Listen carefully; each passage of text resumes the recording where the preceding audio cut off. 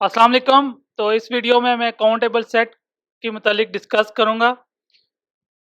ये basically real analysis की जो बुक है बार्टल की, उसमें एक एग्जांपल है जिसमें हमने z को बेसिकली डिन्यूमरेबल शो करना है, और जब आप वीडियो देखेंगे तो आपको आइडिया हो जाएगा कि बेसिकली z को हमने काउंटेबल प्रूव किया। तो कंप्लीट सॉल्यूशन दिया है जिसमें इनफॉर्मल वे भी मैं बताया कि z क्यों डिनोमिनेबल है, और फॉर्मल वे में भी सॉल्यूशन दिया है कि z कैसे डिनोमिनेबल होगा।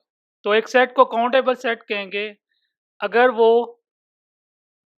या तो फाइनाइट सेट हो। फाइनाइट से मतलब कि हमारे पास एक ऐसा सेट हो जिसके आपके नंबर ऑफ एलिमेंट्स हमें पता हो। जैसा एक सेट है 1 2 3, तो इसके हमें पता है 3 एलिमेंट्स हैं, ये सेट फाइनाइट है और फाइनाइट सेट काउंटेबल होता है। दूसरा ये है कि अगर एक सेट डिन्यूमरेबल हो। डिन्यूमरेबल सेट क्या होता है कि जिसकी जिसकी सेट ऑफ नेचुरल नंबर के साथ 1 1 क्रॉसपॉन्डेंस हो, यानी कि हम एक फंक्शन को from set of natural number two set S, F क्या हो, बाइजेक्टिव हो, एफ इज बाइजेक्टिव। बाइजेक्टिव का क्या मतलब है कि वन वन फंक्शन हो और ऑन टू हो। तो अगर किसी भी सेट के लिए हम ये मैपिंग फाइंड कर सकें from natural number N to the set S जो कि बाइजेक्टिव हो, तो ऐसे सेट को हम डिन्यूमरेबल कहते हैं, और वो डिन्यूमरेबल सेट क्या हो जाएगा, हमारे पास काउंटेबल होगा। और जो डिन्यूमरेबल सेट को हम काउंटेबली इनफाइनाइट भी कहते हैं। तो सबसे इजी जिस सेट की काउंटेबिलिटी चेक की जा सकती है वो सेट ऑफ इंटीजर्स है। तो ये इनफॉर्मल वे है to check the countability of set of integer. सबसे पहले हम इस तरह लिखेंगे इंटीजर्स को 0 1 -1 2 -2 3 -3 4 -4 एंड सो ऑन। और नीचे सेकंड रो में हम नेचुरल नंबर लिखते जाएंगे, हर हर इंटीजर के नीचे एक एक नेचुरल नंबर एसोसिएट करते जाएंगे। जिस 0 को 1 पे के साथ कर दिया, 1 को 2 के साथ, -1 को 3 के साथ, 2 को 4 के साथ, -2 को 5 के साथ, 3 को 6 के साथ एंड सो ऑन। तो इस तरह ये हर नेचुरल नंबर के साथ सेट ऑफ इंटीजर की क्रॉसपॉन्डेंस बन जाती है 1 1 क्रॉसपॉन्डेंस, यानी कि इस तरह हम पूरे इंटीजर्स को काउंट कर सकते हैं। तो ये इनफॉर्मल वे है ये शो करने का कि set of integer is countable. Formally हम फंक्शन डिफाइन करेंगे from natural number two set of integer. लेकिन ये जो ऊपर टेबल है इससे हमें बड़ी यूजफुल इंफॉर्मेशन मिली है ये फंक्शन डिफाइन करने के लिए। यानी कि जो ज़ीरो है, आउटपुट ज़ीरो आएगा अगर आप इनपुट करेंगे वन, यानी कि वन जो है वो ज़ीरो पे मैप हो रहा है। और जितने भी इवन इंटीजर्स हैं, पॉजिटिव इंटीजर, वो पॉजिटिव इंटीजर्स पे मैप हो रहे हैं, 1 2 4 3 एंड सो। जब आप मतलब इवन नंबर पुट करोगे तो आपका आउटपुट n/2 आएगा। ये यहाँ से हम टेबल से इसको वेरीफाई भी कर सकते हैं। और जब हम ऑड नंबर पुट करेंगे, यानी कि 3 पुट करेंगे, 5 पुट करेंगे, तो उस वक्त हमारे पास आउटपुट नेगेटिव टीजर आएगा। तो उसको हमने लिख लिया माइनस ब्रैकेट के अंदर n-1/2। तो जब ये ऑड नंबर पुट करेंगे तो हमारे पास आउटपुट इस तरह आएगी। तो ये ऊपर जो टेबल है उससे हमें ये फंक्शन डिफाइन करने में आसानी हुई। अब हम दोनों केसेस के लिए, यानी कि अगर एन इवन नंबर हो तब भी शो करेंगे कि एफ इज 1 1 एंड ऑन 2, यानी कि बाइजेक्टिव, और जब ऑड होगा तो हम शो करेंगे कि it is also 1 1 and on 2। अगर पेपर में क्वेश्चन आता है कि show that z is countable, तो आपको फॉर्मल प्रूफ लिखना पड़ेगा, यानी कि आपको मैपिंग डिफाइन करके उसको 1 1 एंड ऑन 2 शो करना पड़ेगा। जस्ट आपको बताने के लिए कि ये मैपिंग कैसे वर्क कर रही है। तो 2 जब आप पुट करेंगे, 2 इवन नंबर है तो आउटपुट 2/2 आ जाएगा, और वो आंसर आपके पास 1। तो देखें 2 जो है वो 1 पे ही मैप हो रहा है। नेक्स्ट आप 3 पुट करें जो कि ऑड है, और ऑड के लिए हमारे पास जो फंक्शन डिफाइन है वो है माइनस, यानी कि n की जगह आप 3 रखेंगे तो 3 -1 डिवाइडेड बाई 2, 3 -2 2 2 से कैंसिल और -1, और टेबल में भी जो है 3 जो है वो -1 पे मैप हो रहा है। तो ये इस तरह हम इसकी इनपुट करेंगे और उसका आउटपुट इस तरह आएगा। Now we show that f is a bijective map, और दोनों केसेस के लिए हम प्रूव करेंगे।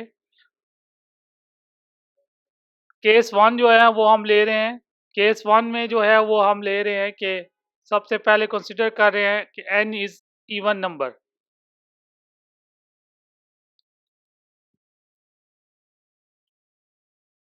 सबसे पहले वेल डिफाइंड हम इसलिए चेक करते हैं कि हम ये मेक श्योर कर रहे होते हैं कि ये जो हमने ऊपर डिफाइन किया है ये फंक्शन की डेफिनेशन को फुलफिल कर रहा है। तो वेल डिफाइंड के लिए हम सपोज करते हैं कि दो एलिमेंट के इक्वल है, n1 is equal to n2, और क्योंकि यहाँ पे हम n इवन ले रहे हैं तो इवन वाली डेफिनेशन हम जो है वो यूज करेंगे। तो n1 divided by 2 is equal to n2 divided by 2 which is equals to f of n1 is equal to f of n2। तो ये अगर प्रूव हो जाए तो it means this is well defined. अब वन वन के लिए यही है कि आपने इमेजेस इक्वल लेने हैं और शो करना है कि n1 is equal to n2, क्योंकि n1 और n2 इवन है यहाँ पे, तो n1 डिवाइडेड बाई 2 और n2 डिवाइडेड बाई 2 आएगा because of definition of f। तो यहाँ से 2 को हम क्रॉस मल्टीप्लाई करेंगे, 2n1 आ जाएगा और इधर आ जाएगा 2n2 और 2 से कैंसिल, तो हमारे पास n1 is equal to n2। तो ये हमारे पास 1 1 शो हो गया। ऑन टू के लिए सबसे पहले मैं इसको सॉल्व कर लेता हूँ, मैं m की वैल्यू निकाल लेता हूँ। यहाँ पे m जो है वो हम पॉजिटिव इंटीजर ले रहे हैं, तो हमने बताना है कि हर पॉजिटिव इंटीजर की प्री इमेज हमें मिल जाएगी। तो उसके लिए मैं सॉल्व कर रहा हूँ, n की वैल्यू निकाल लूँगा, n आ जाएगा 2m। तो इसका मतलब क्या होगा, हर पॉजिटिव इंटीजर की प्री इमेज क्या होगी, उसके लिए हमें एक इवन जो है वो नेचुरल नंबर मिल जाएगा। तो इसको हम लिखेंगे कैसे, for every m belongs to z plus which is a positive integer there exist, इस m पॉजिटिव इंटीजर के लिए हमारे पास कौन सा होगा नेचुरल नंबर जो भी हमने फाइंड किया, वो है n is equal to 2m belongs to set of natural number such that जब हम इस n को फंक्शन में पुट करेंगे, क्योंकि n यहाँ पे इवन है तो n डिवाइड बाई 2 आ जाएगा और n की वैल्यू 2m के इक्वल है, तो 2 से कैंसिल हो रहा है, देखें ये हमारे पास m की वैल्यू आ गई विच शोज दैट कि हर पॉजिटिव इंटीजर के लिए हमें प्री इमेज मिल जाएगा। सो 1 1 भी शो हो गया और ऑन टू भी शो हो गया, it means f is a bijective function in this case. दूसरा जो केस है मैं इसके पैरेलली सॉल्व कर रहा हूँ। सबसे पहले n ऑड, अब ऑड के लिए हम शो करेंगे, ऑड के लिए वही पहले हम सबसे पहले वेल डिफाइंड चेक कर लेते हैं, क्योंकि यहाँ पे डिफरेंट डेफिनेशन यूज हो रही है, तो उस डेफिनेशन को फॉलो करेंगे जो ऑड के लिए। -1 से सब्ट्रैक्ट किया, फिर 2 से डिवाइड कर दिया दोनों साइड से, माइनस अगर हम मल्टीप्लाई भी कर दे दोनों साइड पे, तो ये सारी कैलकुलेशन जो है वो सिंपल वे में हो जाएंगी। तो ये हम जो है वो f ऑफ n1 की वैल्यू आ गई और ये f ऑफ n2 की वैल्यू आ गई because of definition of f। तो ये f जो है वेल डिफाइंड हो गया इन दिस केस। 1 1 के लिए again f of n1 is equal to f of n2 ले लें। दिस इम्प्लाइज n1 और n2 क्योंकि ऑड है तो ऑड की डेफिनेशन फॉलो होगी, n1 minus 1 divide by 2 bye minus, इसी तरह minus n2 minus 1 divided by 2, minus minus cancel हो जाएगा, 2 को क्रॉस मल्टीप्लाई कर दें, 2n1 minus 1 2n2 minus 1, again 2 जो है वो कैंसिल आउट हो जाएंगे, n1 minus 1 is equal to n2 minus 1 और minus one cancel, n1 is equal to n2 which is again 1 1। Onto के लिए दोबारा हम m की वैल्यू के लिए सॉल्व कर लेते हैं, n क्योंकि ऑड फंक्शन है, f की ऑड की जो डेफिनेशन है वो लग जाएगी, इसको 2 को मल्टीप्लाई करें, 2m is equal to minus n plus 1, minus अंदर मल्टीप्लाई करेंगे तो साइन जो है वो चेंज हो जाएगा, इस प्लस 1 को इधर लेके आए 2m माइनस 1 माइनस n और माइनस को आप उधर ले जाएं तो minus 2m plus 1, again sine change हो जाएंगे, तो n जो है वो हमारा आ जाएगा माइनस m प्लस 1, यानी कि किसी भी नेगेटिव इंटीजर के लिए हमें n क्या मिल जाएगा, माइनस 2m प्लस 1।